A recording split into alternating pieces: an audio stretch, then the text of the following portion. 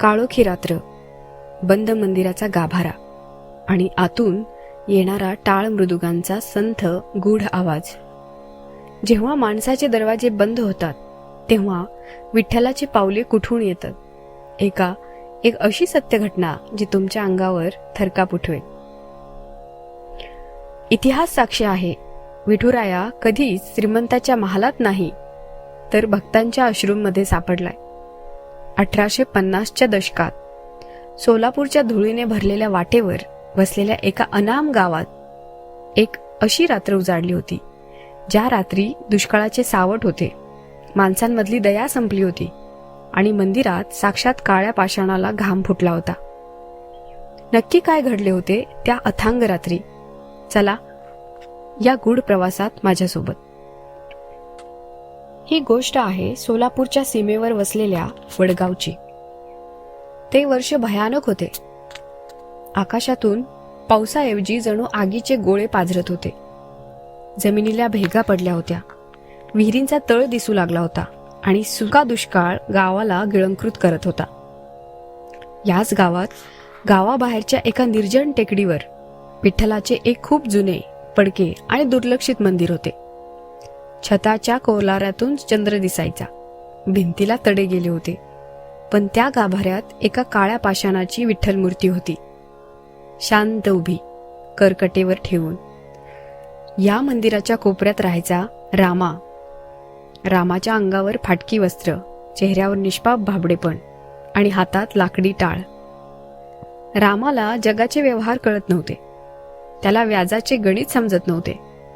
त्याला ठाऊक होते फक्त एकच वाक्य, विठ्ठल तुझा मी आणि माझा तू. ना ओल्या दुष्काळाची चिंता, ना कोरड्या संकटाची भीती. रामा रोज रात्री त्या अंधाऱ्या मंदिरात एकटाच बसायचा. दिव्याच्या मंद प्रकाशात त्याचे डोळे पाझरायचे आणि तो संथ गतीने टाळ वाजवत गायचा.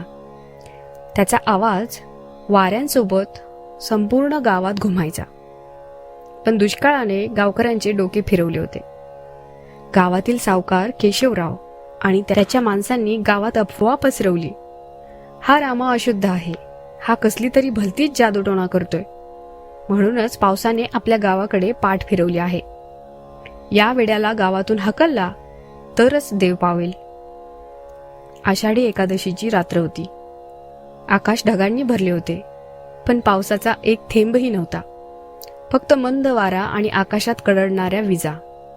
केशवराव आपल्या 10-12 माणसांना घेऊन मंदिरापाशी पोहोचला. रामा गाभाऱ्यात डोळे मिटून विठ्ठल नामात लीन होता. सावकाराने त्याला गच्ची धरून खेचले. चालता हो इथून, तुझ्या पापामुळे गाव वाळून गेले. केशवरावांनी आरडाओरडा केला. रामाने सावकाराचे पाय धरले.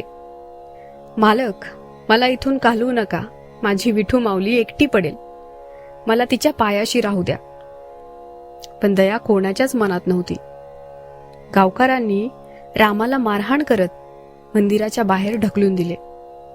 मंदिराचे जड जुने लाकडी दरवाजे धडामकन बंद केले आणि बाहेरून भला मोठा लोखंडी साखळदंड आणि कुलूप ठोकले गेले.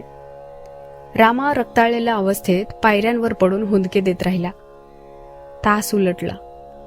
मध्यरात्रीचे 12 वाजले.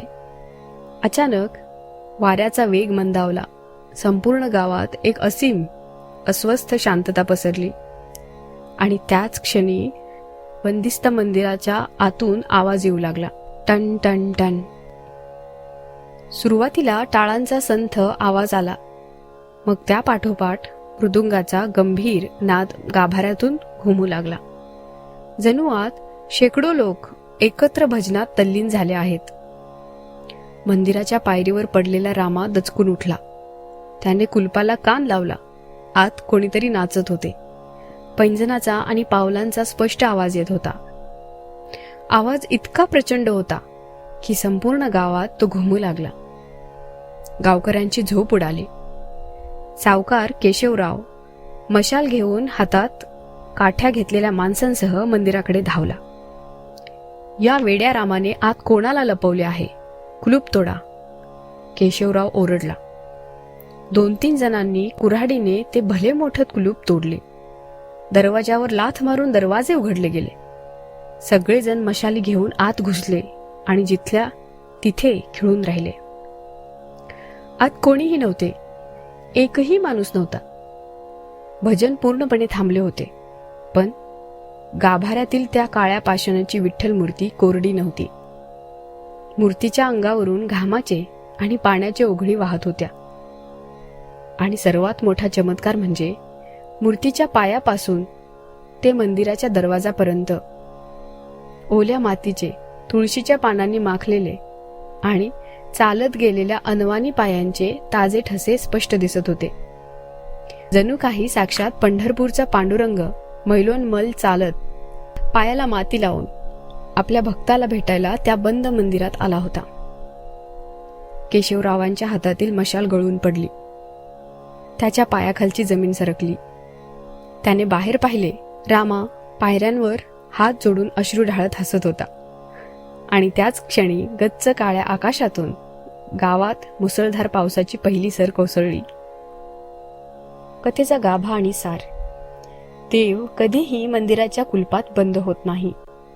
जिथे अहंपणाचा आणि गर्वाचा विसर पडतो आणि जिथे भक्ताचे अश्रू ढाळतात, तिथे काळा पाषाणही जिवंत होतो. विठ्ठल ही शक्ती नाही, तर केवळ भावनेचा भुकेला आहे. भक्तीचा हा अद्भुत अनुभव तुमच्या मनाला शिवून गेला असेल तर कमेंटमध्ये जय हरी विठ्ठल लिहायला विसरू नका.